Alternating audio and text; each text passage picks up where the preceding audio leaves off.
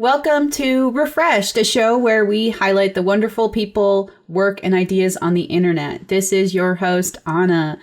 And today I'm joined by Jack Moore and Josh Marcotte. I'm sorry, I literally asked you how to say it incorrectly. So close. And I spelled it. Close. I said, okay. Totally fine. And Josh Marcotte, thank you for coming onto the show today. Telemarketers have done worse. Don't you worry. You're totally fine. Okay. What's the worst? Now I have to ask. Marcotte. Oh, yeah. Marcotte is rough.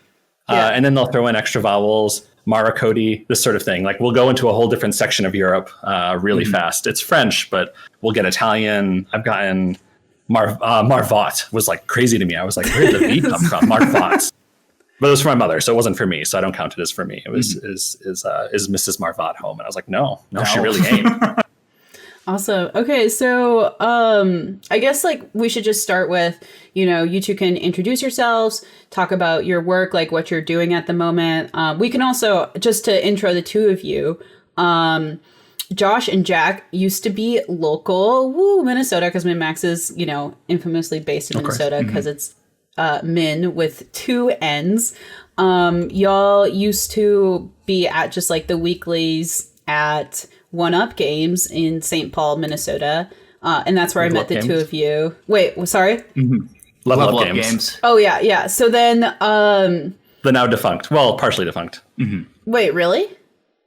Yeah, the South St. Paul location closed. The company now just has two locations in Minneapolis and Hastings. It was a big old deal about a year ago. Unfortunately, the whole place closed, and then it was taken over by Dreamers. And I believe they're still there, but I'm sure COVID has kind of changed their business practices. Yeah.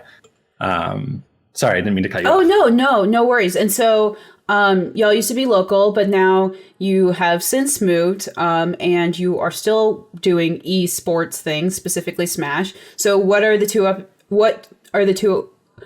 up to these days? Sorry, I'll learn to talk one of these days. No worries. Yeah, so we both were based in Minnesota. Neither of us grew up there. Jack grew up in Wisconsin. I grew up in Rhode Island.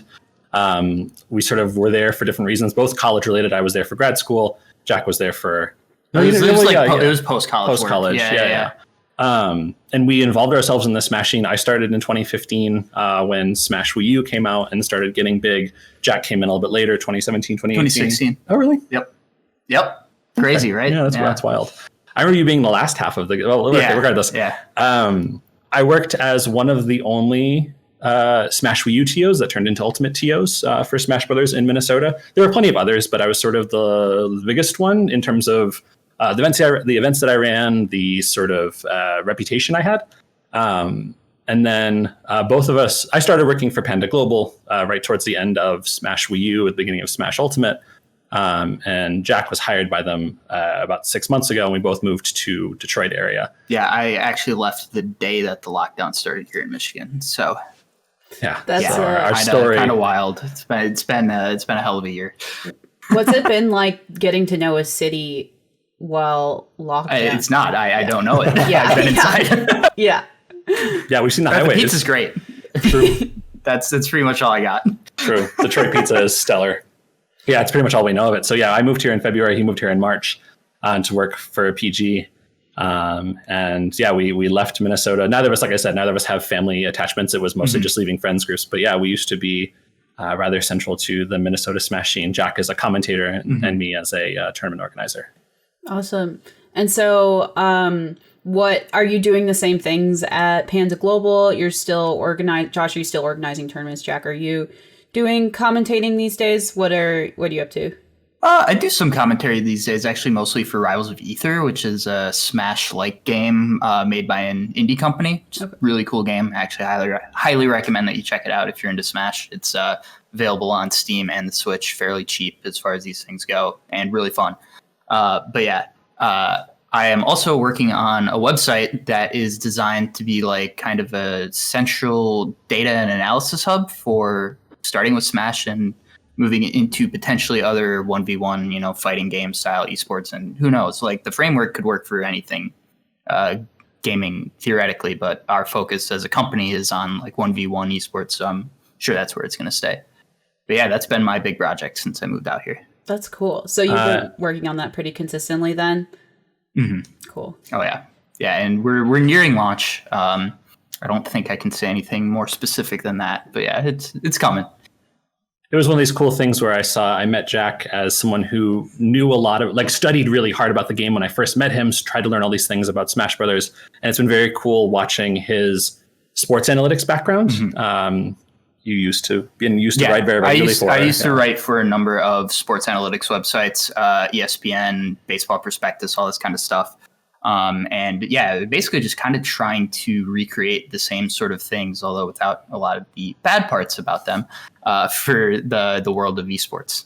Yeah, so it's been very cool watching him kind of develop from a commentator who had a lot of vested interest in learning the game to applying his background, mm-hmm. And being picked up by PG specifically to create these sort of really cool analytics and statistics that you all will get to see very soon. It's been very kind of cool in that regard.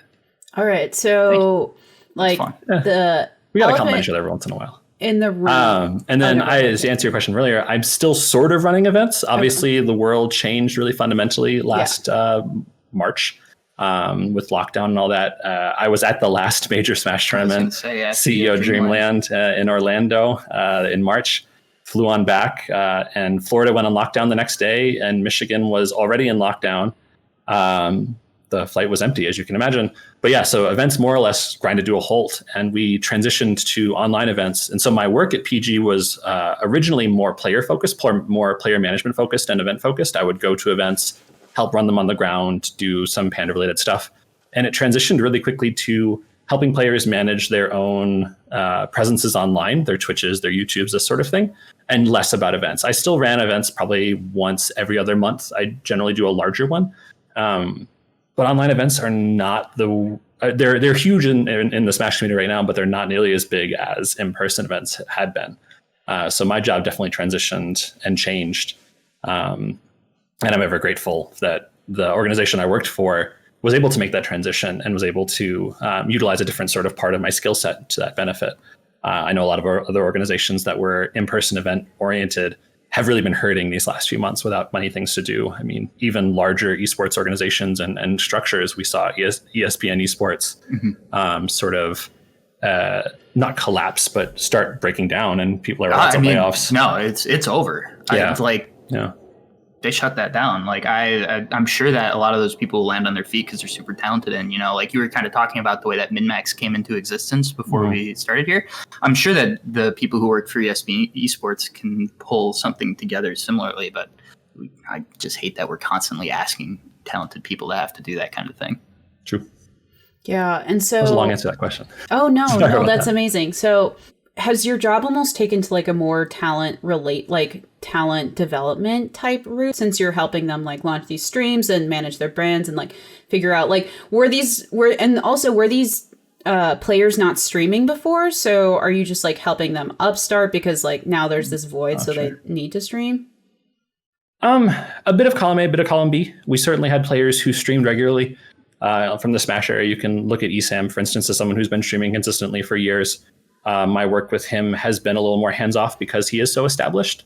But there are folks like Mars on our brand who didn't stream very consistently. And then at the onset of COVID lockdown, sort of realized the way he was going to get in front of his public and the way he was going to engage with his communities was going to be through Twitch and YouTube. And so he really doubled and tripled and quadrupled his efforts in that regard. And so, I was I positioned myself sort of in that space to make sure that whatever he wanted to see happened could happen. And that he had the support and had the background and sort of had the institutional backing to do that. I don't know that any player necessarily like thought that this was the necessary step. We certainly see plenty of pro players in Smash and otherwise who have gone kind of quiet on the content side. It's not a good or bad thing. It's a choice. Each of our players were very open to it. And so, my job sort of transitioned to helping players find themselves online, but not without their enthusiasm and their diligence. I'm certainly not dragging anyone up from the mud saying, you must be on Twitch. You got to stream now. And so, like, how many people would you say that you've helped at this point? Well, we have 19 players in the current roster. I've certainly done little things for, I've done little things for all of them in terms of big sort of structural things. There's probably about 8 or 9 that have gotten either significant sort of coaching or sort of this sort of work for me. A lot of the problems that are, not a lot of the challenges some pro players face is how to become a stream personality. We were talking before at the beginning of the call, I think maybe we were live or not, I'm not sure, about the YouTube voice and like what it is to talk to a public. And each player certainly has to develop their own and has to figure out their own sort of way of engaging. But yeah, I would say I've certainly done things for everyone across the brand, small things, but in terms of larger things, 8 or 9, it's been a very cool ride. Some players have taken to it really, really enthusiastically. I think some players on our brand have discovered a passion they didn't know they had because they were always so exhausted from the tournament routine, especially in Smash. We had majors weekly. And it's crazy to think about that now because we're all suffering from wanderlust. We want to be traveling so badly. But at the time, I remember months and months and months of every weekend I was gone. Every weekend I was somewhere else, and I would see the same players at all these events. There was a very real fatigue setting in that folks were calling for an off season. And unfortunately, what an off season we had. But I think the players that we're finding are enjoying streaming didn't know they would be. They didn't know they would enjoy it this much until they sort of were sat down and said, "Hey, this is an avenue for you," and they really found it enjoyable. Do you think that the Smash community will take any of this moving forward, even once things get back to normal and we get to a place where maybe having nationals every week would be technically possible? Do you think it'll just flip back, or do you think any of these sort of like lessons will be taken into that? Or there's anything to sort of preserve moving forward from this period of time? So I think there's going to be an interesting necessity of managing the fact that a lot of the top talent also has an obligation to their stream audience. This is something that was talked about a lot before COVID even happened, because a number of top players were starting to talk about, like, why should I go to a tournament, have to work my ass off to get to 7th place, right? And make less money than I would have if I just stayed home and streamed the whole time. And so, it's kind of tough because part of their value is their competitive prowess, right? So there's this push and pull. But I think this is something that you're definitely going to have to deal with after it comes back. And something that people had talked about was like, our tournament's going to have to, start providing stream areas for top talent to start kind of entice them to come to their tournaments rather than just stay home kind of thing. So, I don't think there's any doubt that the majority of the Smash competitive community is going to flock to locals as soon as they're open. Like, we miss it so much. We need it. It's the lifeblood of the community. It's not going away. But yeah, I do think that there's going to be some aspects of these streams have become pretty popular. Like people aren't going to want them to just go away. The one thing I think this period has shown a lot of players is how much agency they have in their own mental health. Something we saw during that long period of constant tournaments is players would sometimes feel compelled to go to these things because the TOs asked them personally, or because their sponsors wanted them to go, or because their teams wanted them to go. And they didn't quite know how to articulate that they wanted a break or how to even productively take a break. And I think being able to manage one's own stream and one's own digital presence has shown many of these players that they have so much more control over how they react and how their bodies are reacting to the stressors around them than they thought. And so I think the one thing that will happen is maybe there will still, of course, if everything goes back to normal, there'll still be majors most every weekend. But I think we'll see a lot more players doing things that many top players were doing before COVID, the previous year, where they'll take some weekends off. They'll say, I'm not going to Big House, I'm not going to Glitch or whatever, and sort of pick and choose the ones they want to go to, and then take those weekends for personal reasons, whether it's to rest or because they have other things to do, or they just don't want to be traveling that week. Traveling is very exhausting. And it's been the one thing the last 8 months that has been very surprising to me is how the fatigue of traveling really impacted my own mental health and capacity to keep going, and how not traveling gives me a chance to sort of take that breather. And I think, just speaking from personal experience, I will know more in the future about how often I should be traveling or taking these contracts. And I can only imagine the same lessons being taken by players, many of whom are maybe younger than they would have been to sort of realize that before this happened. You have to remember the average Smash Pro is, mid 20s, early 20s. That's still very young to learn these lessons. But I think COVID was really a great eye opener for that. And transitioning to a digital environment will certainly help in that regard. At least I hope it does. There's a lot of hopes we can attach to this period of lockdown. And that's certainly one for me, is that folks are a little more aware of their mental health care and taking care of themselves.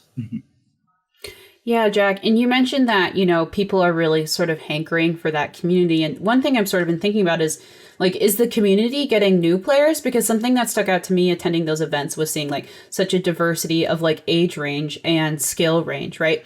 And so it was a place for new players to go and learn. Are there any outlets for that right now? Or is it mainly just focusing on the super competitive scene where people are already sort of plugged in and, Yeah, active? absolutely. So there's been a large growth in online Wi-Fi tournaments, basically just open entry. Sometimes they cap it at a certain number of attendance, but anybody can enter these. And I think this has made the competitive scene more accessible in a really interesting way. A lot of the players that you're seeing in the top 8s of these tournaments are not names that you recognize from the offline scene. And so this isn't even just talking about people getting into the scene generally. We're talking about people that it made no waves whatsoever. And in a lot of the cases, I go and look at the data that we're compiling for the website I was talking about, and these players have not even attended a single offline tournament, and yet they are making huge waves and beating people that we recognize from top 8s of local majors. And I think a lot of these players may not have ever even thought that they could be that good until something like this, happened, and they got that opportunity to get to play against top level players. And I'm not going to say that it's the same game. It's not the same game online. There are significant mechanical differences in the way that Ultimate is built that make it just not play the same online. There's much more lag. To kind of explain it, DeBuzz, a top player, said it's kind of like moving through Jello, except you don't even know if the Jello is going to be there when you jump again the next time because it's so inconsistent online, right? Like Swiss cheese Jello. Yeah. So it's just there's also a lot of the top online players who haven't competed because of that, and that has also opened up the space for new players to come in and kind of show their stuff. And I do think that you're going to see a number of those players who may not have thought anything of the offline scene before see, oh, maybe I can actually do this, and start showing up. Maybe they'll be able to convince their parents, hey, see, I beat this guy who makes money doing this. Maybe you should support me in this kind of thing. The online, the growth of online tournaments is definitely let's say this. It feels like a period like this would be a time for a lot of people to exit the scene. And I do think that has happened to a point, but the availability of online tournaments, as iffy as the conditions are playing online, has definitely opened it up to a lot of people who I don't think we would be seeing playing the game otherwise. And it's even for the folks that have left competitive because they don't want to play online because it doesn't feel like the same game sometimes. There are also plenty of ways that they are still staying engaged with the community. Streamer communities, YouTube communities, these sorts of things. Folks are still engaging with Smash content, still engaging with Smash pros, and even still engaging with local heroes and local legends. The local scene is still alive and well, even if it's not meeting. Statewide discords or regional discords are still a big deal. You'll see online tournaments that are centralized to one area, a statewide or even a metro-wide Wi-Fi tournament. So I think that it's certainly the local scene and the I don't want to say lower level Smash competitive community, but the not top 50 Smash competitive community has found a different way of developing in these conditions. And I think we'll see another huge expansion once offline events come back, the same way we always sort of see when there's a lull before a new game comes out or a new character comes out or something like that. But yeah, there's definitely been some really interesting adaptations with the digital in these last 8 months. There's also been a great amount of understanding from the Smash community that obviously in-person events aren't a necessity. And if in-person events are running, they're done so with care, and that people do hold them accountable for doing so with care. So I think it's it's a really cool moment for the community to recognize that we all were vested in each other's health, and we still want to participate in this community, but we'll wait and we'll hold off. And that's really cool to see too. Mm-hmm. Yeah. And so you were mentioning that there's like local and state and regional Wi-Fi tournaments. Have you organized any like based on your locale? Or like if someone's watching this and they're also, if someone's interested in like doing a local tournament, like would they just search, you know, Minnesota Smash local Wi-Fi tournament? How would interested users like get involved with stuff like that? Yeah, the easiest way is the Smash Brothers subreddit, r/Smash Bros, maintains a list and a listing of regional and statewide Facebook groups. I believe they also do Discords, but at very least Facebook groups that are then linked to Discords. As I said earlier, most of this is done through Discord. A lot of these communities are still thriving through Discord. And so it's finding your local community through the internet, through Facebook, or through Discord or whatever. And then starting there and seeing if there are local Wi-Fi tournaments happening. I know for Minnesota's sake, there is a Minnesota Smash Bros Discord for Ultimate and for Melee. They're separate, but they're both still there. And there are regular tournaments that happen for Melee and for Ultimate online. The Minnesota ones generally get grouped in with the Dakotas, and like it ends up being a little more of a regional thing. But these are also the same folks that oftentimes did travel to the cities for local events when we had larger ones and whatever.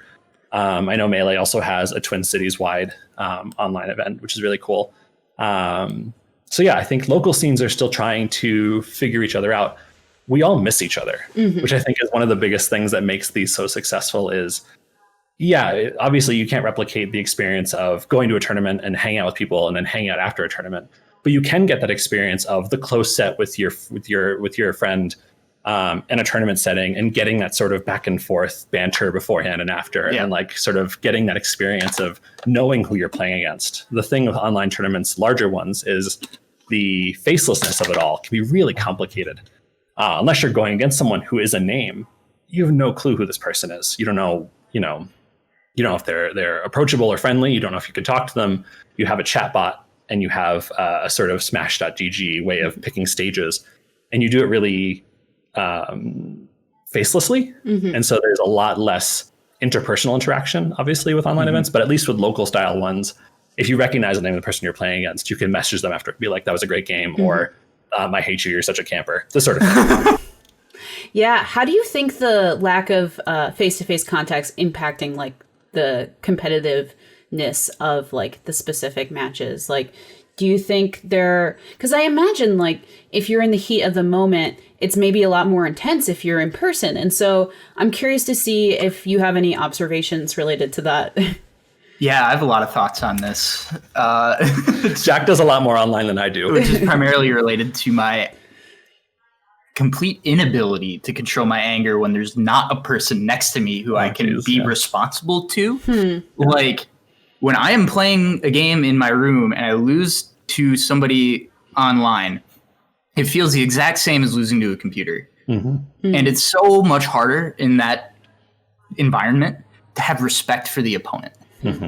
And it's just so much easier also to smash such a mental game. Same with like every fighter. So it's so easy to spiral into they're a bot, they're mashing, whatever you want to call it, right? And or you just blame every decision you're making on the online being crap or whatever, right? Like it's just so much easier to spiral downward, and it's like one of the things that I really miss about close competition is that feeling that, because like you can.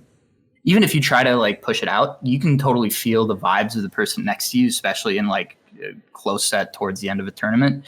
And it's just so not the same without it when you're playing online in so many different respects. Like one thing that's really interesting is like for us with Mars, right? Mars does not enjoy competing online, right?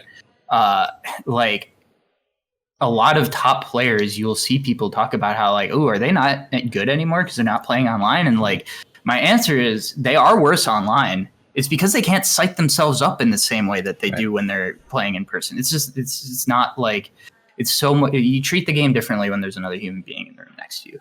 Yeah. And I think that there's been a really healthy rhetoric on Smash Twitter, which is rare to say out loud. Dark Wizzy, I can shout him out specifically, has always sort of been a fan of being very explicit about getting mad at Wi-Fi and how pointless it is, because in this exact same way that Jack's saying, you're playing against functionally an anonymous person. Yeah, they have a tag and maybe you can figure out who they are, and you shouldn't. Let them just be an anonymous person you're playing online. But it's so easy just to get angry at the idea of Wi-Fi, or the very conceptualization of playing this game online and losing to someone, because there aren't folks around you to help sort of check your emotions and sort of thing. I also think there's a lot of anger because it's hard to, and this is true of any game that's played over the internet that has any sort of lag. It's sometimes hard to figure out, did you make the mistake? Did the game make the mistake? The game here being the lag, did it eat your input or whatever? It's even harder to figure out where you're making mistakes and if you're making mistakes. And so I think that's a lot of where the anger comes in as well. But yeah, Dark Wizzy is certainly a champion of, if you're not feeling great about Wi-Fi, walk away. You're good. Don't worry about it. Like, you're fine. Wi-Fi is for fun, unless you're in a huge tournament, I guess, which is why he doesn't enter large tournaments. And I think a lot of folks are choosing whether or not they want to be part of large tournaments as a result. Yeah. Do you think, how are folks sort of staying sharp, the ones that are walking away from the Wi-Fi during this period of time? Because I imagine they aren't completely walking away from the game. Is that correct? Yeah, that's true. In most cases, obviously we can't speak for everybody. Yeah. There are plenty of really great players who have taken this period of lockdown to rediscover their love for the Persona series, or something similar. But the folks that are choosing not to compete online still will play online, I'm sure, but just not sort of for a competitive minded sake, just sort of for fun or to pass the time or whatever. But we do see plenty of folks who in controlled environments have friends over who are also sort of isolating and taking precautions. We see folks who are doing way more training room sort of things, figuring out and labbing. There are folks who can sustain themselves entirely on that. I've never been that kind of player. I'm very bad at the one player side of Smash, of learning and training. So it wouldn't sustain me necessarily, but for the folks that are still wanting to stay sharp and competitive, there are ways of playing that are not just online to keep yourself in that state. And I think the easiest one is check your local friends group for folks who are still playing, for folks who still want to be competitive and figure that out. We have a really great dynamic here. I was really nervous when I moved to Detroit because I sort of knew my coworkers, but having Jack here has been really great because we can sort of play and sort of spar off each other, learn from each other. We have my partners here as well, and he also plays. And obviously our two bosses, the Panda Global general manager and CEO, both play Smash, unsurprisingly, and getting to play against those sort of folks. So even just figuring out the small groups of folks around you who do play can really help out. Yeah. So, I mean, kind of in the background of all of this is the fact that Smash is not optimized for online play, right? Like, any person who's played Smash online understands that it's kind of like, it can be a clunky system. For example, I was on a charity stream last weekend with Game Informer, and we were streaming Smash, and it was Lag City. It was so bad. We had like 2 disconnects, and everyone's internet was fine. Like, everyone was on like a wired connection, went the extra mile, and still had issues. And so I guess 2 questions is like, is that hurting things right now? And then also, have you seen anything from Nintendo during this time to like try and improve the online experience at all, since it's become a bigger part of experiencing the game? Like, Smash isn't as much a couch co-op game anymore, and some folks might only be playing online. And so has there been any like movement from them that you've seen? There were 2 patches that slightly improved the performance of online arenas, first with 2 players, and then they rolled one out that improved performance on arenas with 4 players or less. And it was a pretty noticeable difference, I do have to say, but it's just not enough. There's also like the fact that they don't have like a Wi-Fi indicator, so you don't know if somebody's wired or not when you play with them, which they have explicitly said they know that if they put that in there, people would reject the people on wireless. And I'm like, that's why I want you to put it in there. But I don't get the sense that they're going to do anything beyond what they've already done. It's hard because you can imagine from their perspective as the developer, the competitive scene is a tiny, tiny chunk of Smash Brothers. I mean, the series sells millions upon millions upon millions. I don't know, 16 or something. It was approaching 20. I think it's the 3rd or 4th highest selling Switch title. Yeah. Think about how many folks have ever gone to a tournament across the world. you're probably not approaching anywhere near that number, not even a fraction of that number. And so I think it's one of these things where Nintendo and the developers of Smash sort of recognize that their core audience is casual. And if the casual player is playing online and they experience some lag, yeah, it's frustrating, but it's not the end of the world. And I think they're spending the energy and time sort of looking forward towards additional DLC and this sort of thing. The fact that we have seen 2 improvements is great. There was a really great roundtable with Japanese fighting game developers months back. This was more focusing on things like Tekken and Street Fighter and these sorts of titles.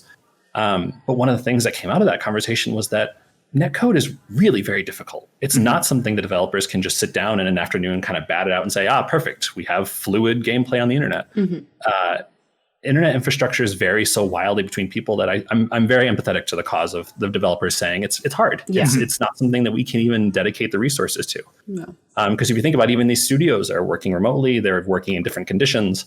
So I'm thankful at least that the Smash developers did do those 2 patches. There wasn't, I do believe there was a noticeable difference. I did sort of notice the change, but it's just the world where the game wasn't developed for an online infrastructure. The game certainly wasn't developed with a global pandemic in mind. And I guess I don't even know what a game that is developed with a global pandemic in mind even looks like. Yeah. Because it's certainly not something that you plan for when you're making Impact, Impact, Sure, Among Us. Right. In terms of like fighting games, it's sort of hard to figure out. Footsies, maybe the new game by Hi Fight. That's a sort of dive kick equivalent where it's 2 directions and a single attack button. That does great online because the inputs are very simple. And but yeah, so I think it's wrong to start the conversation by saying, is Smash an online game? Which I think is where a lot of these conversations get predicated in.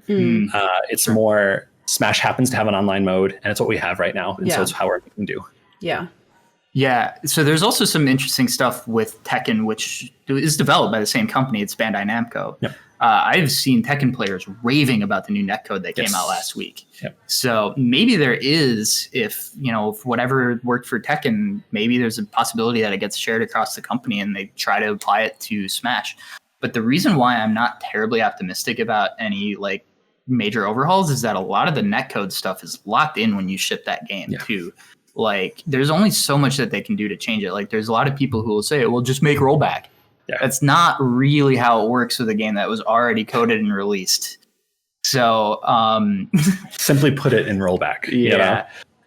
So like if you really want that stuff, I mean, other games that have had kind of an interesting revival of late are a couple of really old games. Melee had a very not Nintendo approved online rollback patch made by basically a super fan, right? Like, and that has done huge things in terms of reviving the Melee online scene. You have King of Fighters 2002, an 18-year-old game that got rollback netcode. You have Guilty Gear Plus R, which just is in beta now, another older game that's sort of doing this sort of thing.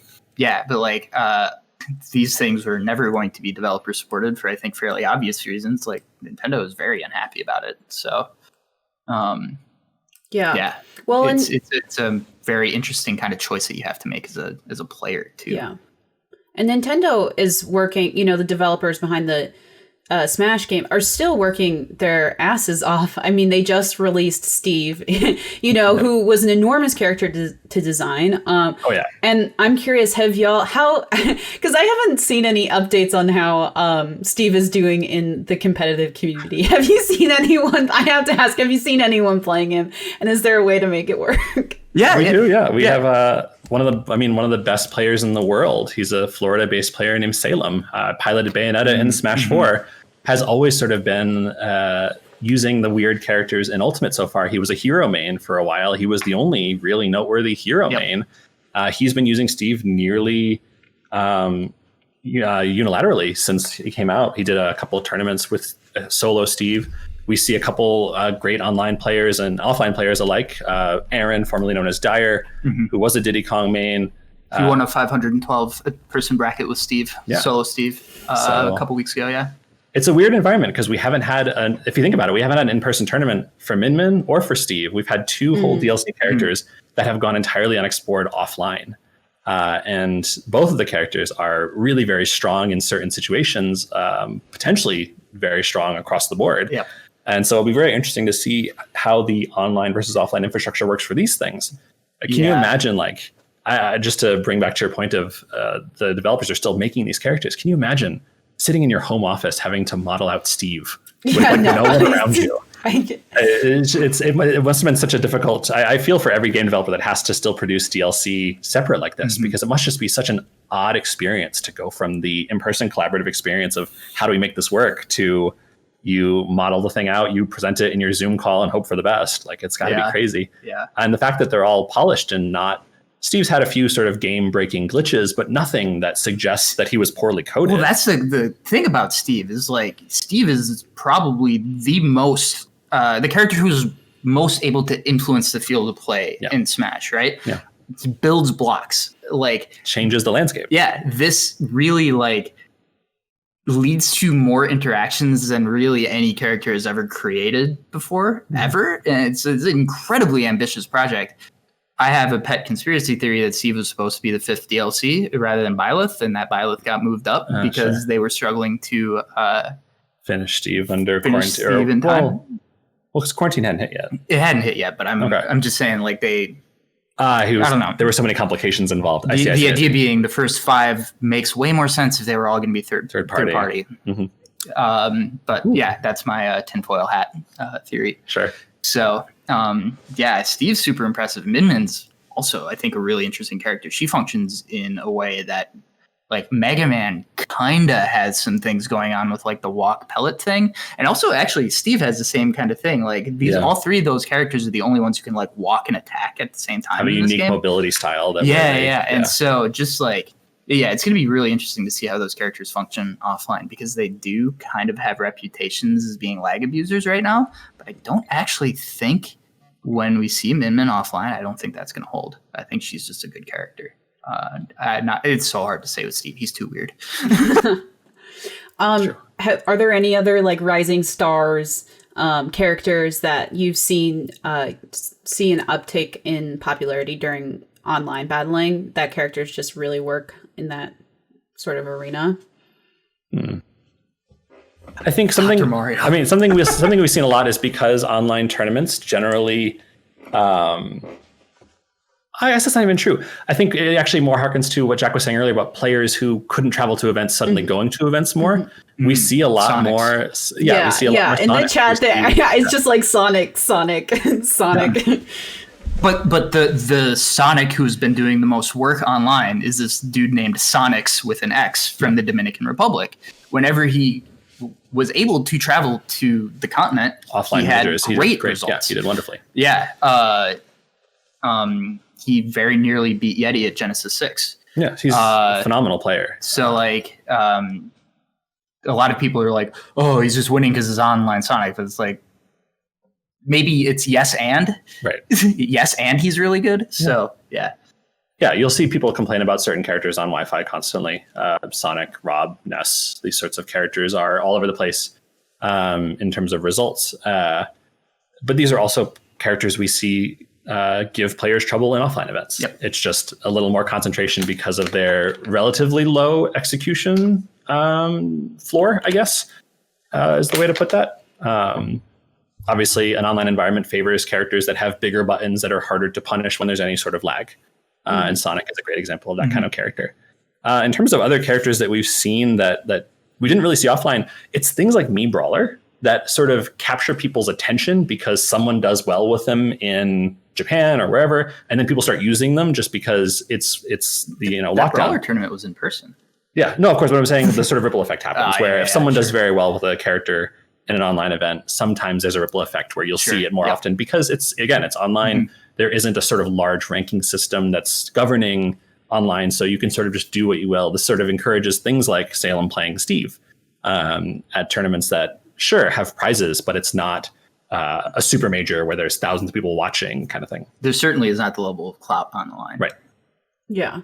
Well, and that's an interesting point. Like Smash, on one hand, you could see Smash is lacking in online features, but on the other hand, because it doesn't have, like a laddering system, it really gives folks a lot of space to sort of experiment, try new characters. and, you know, just not worry about, you know, I guess anyone can make like a Smurf account or whatever, but still like it gives folks just a little more wiggle room and breathing room. And so, okay, one other thing that I was interested in touching on and sort of ties back to the beginning of the conversation where we're talking about wellness, and this is a period where people can really where the Smash community can take time to take stock of their, you know, well-being. Has this sort of break also been helpful after the community was really rocked by a wave of abuse allegations, and, you know, many of them credible, the cancellation of Evo? It's not just, you know, not just within Smash, but definitely really impacted this community. Do you see this as a helpful break after that? It's a difficult question, because I think that there's an equal argument for, obviously it's hard to talk in hypotheticals. Yeah. But I think something that the community desperately still needs is a reaffirmation of togetherness. And that's hard to do online. Yeah. You can do so much saying, you know, making sure you're there for your friends and the people that are around you and making sure everyone is doing okay. But there was definitely a lot of feeling of isolation following that wave of allegations and that wave of people coming forth with their stories.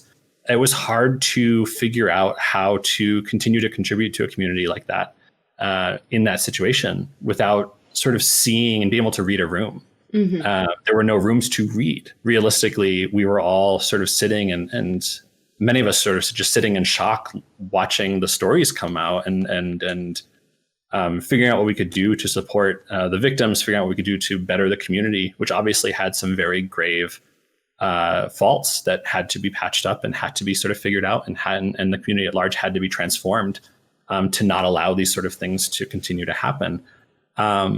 It's hard to say. I think the lack of events immediately following it was certainly a silver lining. I think if there had been events that were going on during this period, it would have been very difficult, because I think there would have been a lot of very strong emotions to sort of grapple with, and tournament organizers would be put in a really difficult position of figuring out precisely how or not to address these sort of things.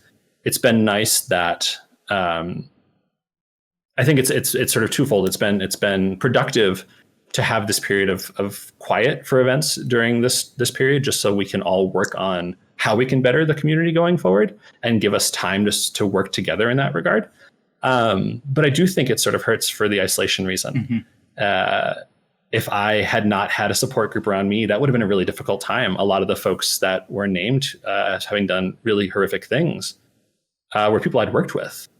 And it was a very strange moment of sort of saying, I only ever knew these people on a professional level, and grappling with the reality that they've made some horrific choices and done some horrific things was really difficult. And I think that having people around me was beneficial. We certainly saw plenty of folks expressing hurt and not knowing how to productively express that hurt, and having to try and find support online, which is a mixed bag, realistically, and that's true across the board.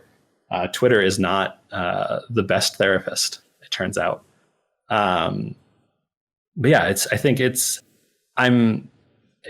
not responsible to say I'm happy for how it went, because of course it was a horrific situation and the whole ordeal was really trying. But I think it was important that there was a break, a lull in community events because of lockdown that really helped that trying time to be processed properly and to help begin the process of healing. Yeah, I mean, I'm going to be honest. I don't know if we were having this break where everybody wasn't seeing each other every week, week after week, that it even would have happened. That's true. I wonder how much some of the space that the initial lockdown gave us allowed for people to be able to kind of sit back, look at what happened, be like, that was not right, kind of thing. Like, and I don't know if they would have been willing to say that had the next week, if they wanted to go to the tournament, they would have had to run into that same person again. Sure. And that's like as nationwide as this community is, like you were saying, we see a lot of the same people every time that we travel, right? Like it can be a decently small community if you want to make it that way. And so, I don't really know what to make of that, honestly, but it's just something that I thought about quite a bit after everything happened. Is like, do you even have this conversation if it's not for lockdown? I don't know. I can't answer that question for you. Yeah. So moving forward, we have about 10 minutes left. Folks, you can still get in some questions if you'd like. What are the two of you most looking forward to? As you know, leaving lockdown is pretty far away, but is there anything that, you know, you're most excited to get back to? Is it just literally just seeing your community again, or is this something else that sort of... It's very specifically like feeling a part of a community inside of a large crowd. I think it's something to, when you go to your first large event, regardless of the esport, regardless of really the activity, when you go to your first large event, you've sort of had this experience of playing this game or doing this activity and wanting to perfect it. There's a whole different feel of walking into a room of hundreds or thousands, or in some cases, tens of thousands of people and saying, I belong here. And that doesn't go away if you've been to one event or 100 events. And that's what I miss most. That and going out to eat after events is always a high point. That's more of a small thing. Just the general sense of camaraderie that comes with both big and small events is what's really lacking. And I think I'm looking forward to that whenever it comes back. I entered an online tournament like a few weeks ago, and I joked to a friend afterwards that to kind of just try and feel something like what we felt before that. I was like fist bumping the air next to me. Oh, good. Like at the start and end of sets, just like trying to like ground myself. Again, like the thing I was talking about earlier, also remind myself that that is a real player on the other end of that screen. And it actually did help a little bit, I think. But like, it's that feeling of like, a big part of what pushed me into the Smash scene was that I played sports for my whole life growing up, right? I played baseball until I was 22, 23. I played through college on a club team that I had no business being on, but I just loved the game that much. I devoted a lot of time and energy to it, right? And that kind of went away for me after college for a number of reasons. Like also, like I can't even do like physical rec sports the way that I used to because I've had an unfortunate history of concussions. Right. Yeah. And the Smash scene filled that hole in a way that I was not sure at that point in my life that it was ever going to be filled again. It's something that means a lot to me. And it's not something that can be filled by online tournaments. It's not the same. It's all about the energy and like there's something about when two people like agree to play the game in this sort of way. Like that's what you're doing when you fist bump somebody before the set is like, we're entering into an agreement that we're going to do this. Contract. Yeah, exactly. It is like a social contract of sorts. Yeah. And like, I miss that a lot. I want to do that again. Yeah. So we just have one more viewer question. T Beaks 15 asks, what's the status of the Smash World Tour after lockdown? Do we know if that is still going to happen? Yeah, so for those of you who are unaware, VG Bootcamp, one of the largest organizations that sort of runs Smash events, announced this world tour at the beginning of the year, and it was an incredibly unfortunate timing. All these sort of big plans were made, and then events started. I believe CEO Dreamland was supposed to be the first big event of it, and then all of these sort of things started canceling, and it was clear that there was going to be a much larger lockdown than we had initially thought. I don't know the status of it. I don't work for VGBC. I don't have any sort of insider info there. I can't imagine there's any plans considering we don't know what the status of returning events is. It was certainly a sad moment just because I think there was so much hope invested in that idea. The idea that finally we could have a circuit like the big boy esports do, or, you know, whatever. But I think it's one of those things that we'll see. We'll see sort of how it goes when everything comes back. It would have been a really fundamentally great thing for the community. But I think we have to wait and see what the community looks like when all said and done. All right. So one more important question also from the chat. Who do the two of you main? I've played since Brawl, and I've kind of kept the same sort of small group of characters I've played. I played Almar in Brawl in the beginning of Smash 4. I played Rob at the end of Brawl and throughout Smash 4, and then I picked up Bayonetta when she came out after she was patched. I didn't play the broken one, which doesn't excuse me, but whatever. And then we don't have to talk about it. And then I play Rob and Bayonetta in Ultimate. I am your least favorite zoner. Yeah, I played Duck Hunt through Smash 4, and I still play him a little bit in Ultimate when I have to. Play them, yeah, a little bit when I have to. And but I mostly play Dr. Mario these days and a little bit of Snake. Cool. Yeah, I have played Pikachu my entire life, still do. So I was like 5 years old, learned the character. I'm like, great, this is good. We're going to stick to this. I'm almost wounded that you said 5 years old when I was 11 when Smash 64 came out. Yep. I was, I won't tell it. It was, that was Melee. So sorry. Yeah, I was gonna say I don't know if you wanted to push that one, but or wait, no, I mixed up my. Oh yeah, no, that was it was Melee. Yep, yeah.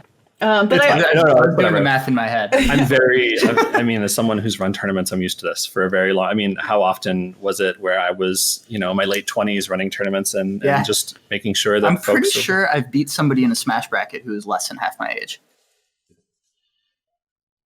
Yeah, I probably have too. Yep. Never twice my age. That's for sure. Yeah. I've never lost someone who's twice my age. Mm-hmm. There you go. Well, and that's something that I really, enjoyed about reporting on that one Smash event, was just seeing, young people just have a space where they can go to and just do something that they're interested in, like engage with other people. I think that that's something that's like really beautiful and special. And it's like you were saying, it's not necessarily exclusive to Smash or to video games, but I think like video games are certainly great facilitators of that, right? Because like other sorts of fandom really maybe are more like reliant on other aspects like art or like fan edits. But when you build a competitive community, it really relies on the other people. And so it brings in such a great, it's a great range of people, backgrounds. And it's a great equalizer too, because in the case of fighting games, it's a one-time monetary investment. It's not like a card game or something like that where you're constantly buying new cards or, or a hobby where you're constantly buying supplies. It's realistically, you can buy Smash Ultimate. If you have a Switch already, you're all the way there. I mean, get a controller, sure. But realistically, it's not something that you're constantly pouring money into materials. Travel, sure, whatever. But it's not even like the monthly subscription, like MMOs, stuff like that. Yeah.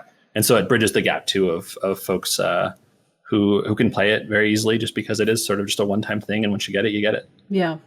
Awesome. So we're going to wrap up here. But before we say goodbye, I would like to thank everyone who tuned in today. Thank you so much. Whether you came here to see Josh and Jack, or you came here because you're a longtime MinnMax content fan, thank you. If you like what you heard today, please support us at our Patreon, patreon.com/MinnMax. You can unlock the podcast version of this if you'd like, take it on the go. And you can also unlock our Discord and our community. And I would like to say that I think it is very nice. Great people. If you need a group in these times to play some games with, maybe you're looking for someone to play Smash with, you could possibly find them in our little group there. Also, thank you to all our new supporters at Patreon. Without you, we wouldn't be able to do it. So again, thanks. Before we go, Josh, Jack, where can our audience find you? Where can they follow your work? What is best for them to keep in touch? I love the question. Where can they find you? You can find me in the dumpster behind Kirkin. No, you can find me on Twitter at JAAHSH Jash. And I am at Jackie_Peanuts. Yeah. We both, obviously, we said it before, we both work for PG, so it would be remiss of us not to say, go support Panda Global, one of the sort of best, I'm going to say one of the best, and you're going to agree with me, one of the best 1v1 esports teams in the community, certainly for Smash and plenty of other content. I do a lot of work with the YouTube, so if you went to youtube.com/Panda Global and hit subscribe, I wouldn't be mad. Yeah, do that. I'm going to have content soon, but not yet. Yeah, so follow Jack on Twitter, and then you'll be able to see this cool new tool that he's been working on that we can't talk about in full yet. And so, awesome. Thank you so much, everybody. Bye. MinnMax is a Patreon about games, friends, and getting better. The Deepest Dive is the best, most thorough discussions about games on the internet. Prove us wrong, please. The MinnMax Show podcast airs every Thursday. Patreon supporters vote on what we stream every single week, and a whole lot more. Give us a shot, try subscribing to the YouTube channel, and we hope we can win you over.